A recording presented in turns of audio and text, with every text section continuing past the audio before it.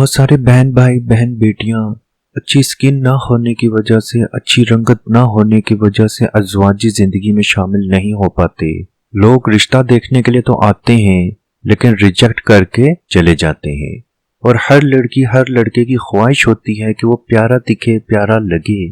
और इसमें कोई चीज गलत नहीं, रिवायात में भी ये चीज मौजूद है कि जो शख्स अच्छा खूबसूरत दिखता और लगता है उसको फरिश्ते भी पसंद करते हैं।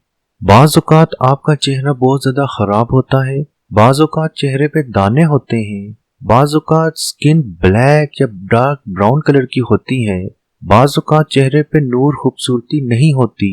तो अजीज दोस्तों, आज की इस वीडियो का आप अमल करके देखें, इंशाल्लाह आपका सारा मसला मुकम्मल तौर पे खत्म जरूर होगा। याद रखें, बाज़ लोगों के चेहरे पे दाने नजर बद की वजह से भी आ सकते हैं। बाज़ दफा ये दाने बुरी डाइट या बुरी एनवायरनमेंट की वजह से भी आ सकते हैं। आप ये अमल करके देखें, इंशाल्लाह आपका सारा मसला अल्लाह पाक के हुक्म से खत्म जरूर होगा। और अजीज दोस्तों, नजर बद भी एक बहुत बड़ा फैक्टर है खराब स्किन और खराब चेहरे और खराब जिस्म का। नबी पाक सल्लल्लाहु अलैहि वसल्लम का फरमान है, नजर बद से अल्लाह की पनाह तलब किया करो, क्योंकि नजर का लगना हक है। और अगर तकदीर से कोई चीज सबकत लेके जा सकती तो वो नजर बद है। और नजर बद किसी एक इंसान को ऊंची जगह पे जो हो उसको वहां से धक्का दे के गिरा सकती है। और अल्लाह की कज़ा और तकदीर के बाद सबसे ज्यादा अमवात मेरी उम्मत में नजर बद की वजह से होंगी। अजीज दोस्तों, अगर आपका चेहरा मुकम्मल तौर पे खराब है, दाने हैं, ब्राउन है, डार्क ब्राउन है, काले हैं आप, तो आपने सोने से पहले, सर्दियां हैं तो भी, गर्मियां हैं तो भी, सोने से पहले आपने अपना चेहरा फेस वॉश हो गया, साबुन हो गया, किसी भी चीज से वॉश कर लेना है। वॉशरूम से बाहर आके शीशे के सामने खड़े होके, शीशा अगर बाहर नहीं है तो सेल्फी कैमरा ओपन करके देख लें, चेहरा अपना शीशे में नजर आना चाहिए। आपने दोनों हाथ दुआ की शक्ल में अपने चेहरे के सामने रखने हैं। और जो भी क्रीम आप लगाते हैं अपने हाथों पे रखें। अगर आप क्रीम नहीं लगाते तो वैसलीन अपने हाथों पे रखें। वैसलीन भी नहीं लगाते तो अर्के गुलाब, रोज वाटर अपने हाथों पे लगा के रखें। अव्वल आखिर एक एक मरतबा दुरूद शरीफ और 7 मरतबा 7 टाइम्स अल्लाहु नूरु समावाति वल अर्द, अल्लाहु नूरु समावाति वल अर्द, अल्लाहु नूरु समावाति वल अर्द। बेशक अल्लाह ही जमीन और आसमान का नूर है। और उस हाथ के ऊपर आपने थू थू करते हुए दम कर देना है, यानी कि वो दम जिसके साथ थोड़ा सा लौब भी आए, जब ऐसे ही मुंह से ऐसी आवाज निकले, थू थू करके आपकी आवाज निकले, और उस क्रीम को, उस अर्के गुलाब को, उस वैसलीन को अपने चेहरे पे, अपने जिस्म पे लगा लें। उसके बाद फिर से अपने हाथ, दोनों हाथ दुआ की शक्ल में उठाएं और सामने शीशे में देखते हुए या सेल्फी कैमरे में देखते हुए फिर से एक मरतबा दुरूद शरीफ अव्वल आखिर और 7 मरतबा 7 टाइम्स अल्लाहु नूरुस समावाति वल अर्द, अल्लाहु नूरुस समावाति वल अर्द। ये सूरह नूर आयत नंबर 35 का छोटा सा हिस्सा है। इस 7 टाइम्स पढ़ के अपने चेहरे, गर्दन, पूरे जिस्म के ऊपर फेर लें। और जैसे ही आप सुबह सो के उठें, उठते साथ आपने सबसे पहले दुआ की शक्ल में अपने हाथ अपने सामने रखने हैं। अव्वल आखिर एक एक मरतबा दुरूद शरीफ और 7 टाइम्स यही आयत पढ़ के अपने जिस्म पे, अपने चेहरे पे फेर लेनी है। अजीज दोस्तों, इसके साथ साथ चेहरे पे खूबसूरती का एक रुकिया, जिसका लिंक आपको डिस्क्रिप्शन में मिल जाएगा। ये यूट्यूब की डिस्क्रिप्शन में, वीडियो के डिस्क्रिप्शन में आपको मिलेगा। आपने वीडियो के टाइटल पे क्लिक करें, नीचे रुकिया लिखा हुआ आपको मिल जाएगा। ये रुकिया खूबसूरती के लिए सुना जा सकता है। ये रुकिया दिन में 1 से 2 मरतबा आपने रोज सुनना है। खास दिन है तो भी सुन सकते हैं, और खास अयाम में मेरी बहन बेटियां अल्लाहु नूरुस समावाति वल अर्द वाला अमल नहीं कर सकती। अगर कोई और आपके लिए वो दम कर सकता है आपके हाथ पे, तो आप जरूर करवाएं। अजीज दोस्तों, आप पे नजर बद है या नहीं है तो ये अमल आप जरूर करें, इंशाल्लाह आप हमें दुआओं में याद रखेंगे। और नजर बद लगने के 3 मराहिल होते हैं। एक, कोई इंसान आपको देखता है और शैतान उसके दिल में हसद और वसवसा और लालच पैदा कर देता है, और वो इंसान अपनी आंखों के जरिए अगले इंसान के अंदर वो वसवसा दाखिल करता है। और बाज दफा लोग बड़ी बड़ी बातें भी करते हैं कि मैंने फलां काम किया, फलां काम किया, मैं फलां गया, फलां ने मुझे बड़ी मेरी तारीफ की, बड़ी खूबसूरती की तारीफ हुई। تو آج کی دنیا میں ہر کوئی آپ سے حسد کر سکتا ہے۔ اسی لیے نبی پاک صلی اللہ علیہ وآلہ وسلم کا فرمان ہے، اپنے کاموں کو ان کے انجام میں پہنچنے تک راز میں رکھو، کیونکہ جس شخص کے پاس وہ نعمت، وہ چیز نہیں ہے، وہ تم سے حسد کر سکتا ہے، اور حسد ہی نظر بد ہے۔ عزیز دوستو، اس ویڈیو کو جہاں تک ہو سکے ضرور شیئر کریں، کیونکہ آپ کی وجہ سے کسی کی ٹینشن خوبصورتی میں بدلے گی تو اس کا ثواب بھی آپ کو ضرور ملے گا۔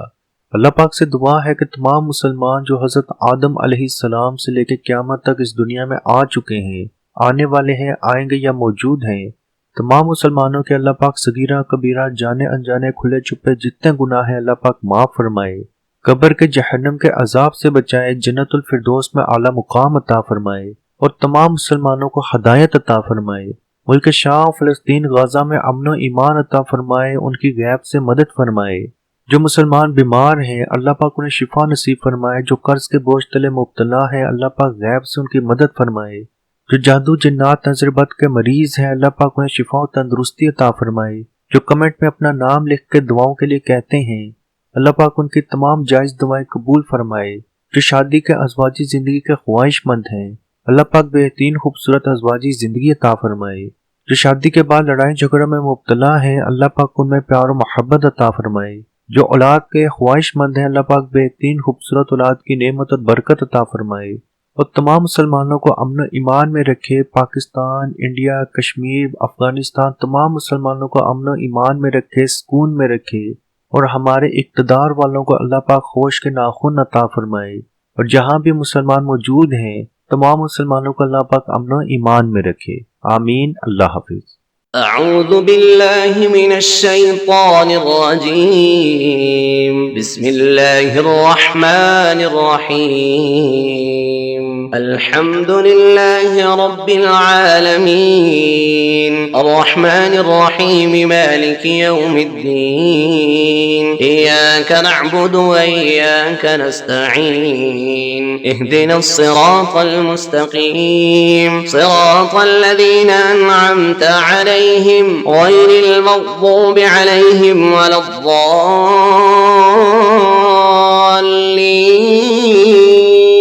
اللہ لا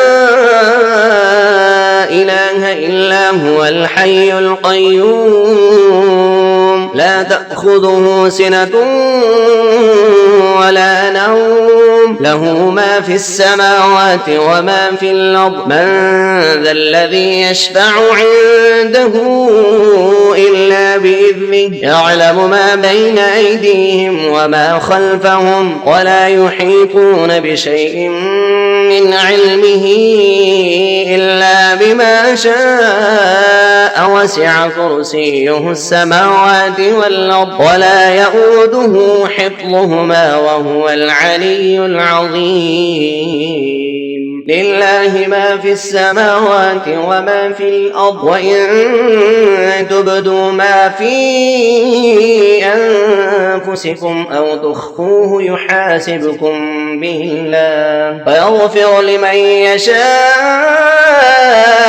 ويعذب من يشاء، والله على كل شيء قدير۔ آمن الرسول بما أنزل إليه من ربه والمؤمنون، كل آمن بالله وملائكته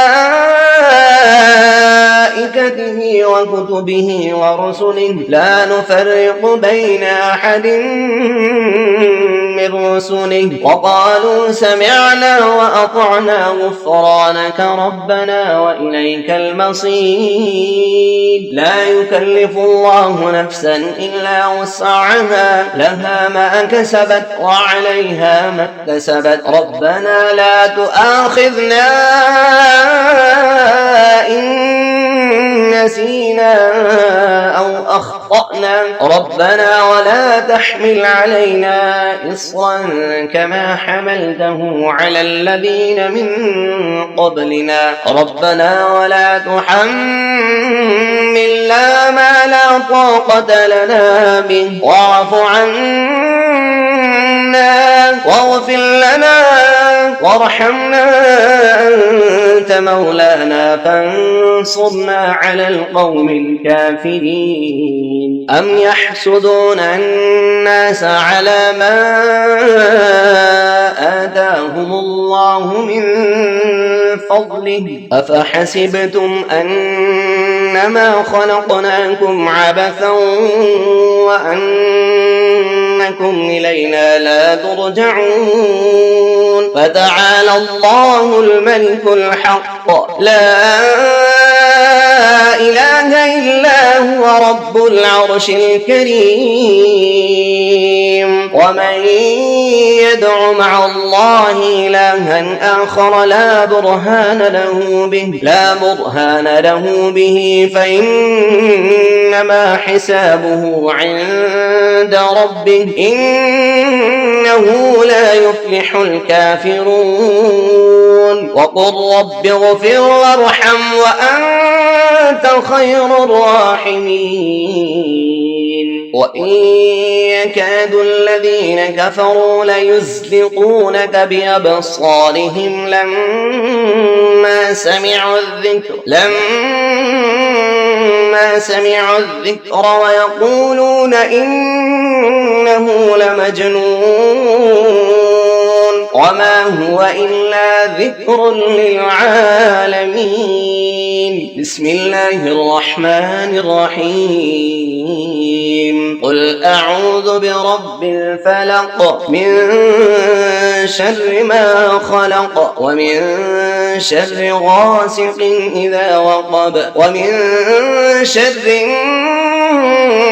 النفاثات في العقد ومن شر حاسد إذا حسد بسم الله الرحمن الرحيم قل أعوذ برب الناس ملك الناس إله الناس من شر الوسواس الخناس الذي يوسوس في صدور الناس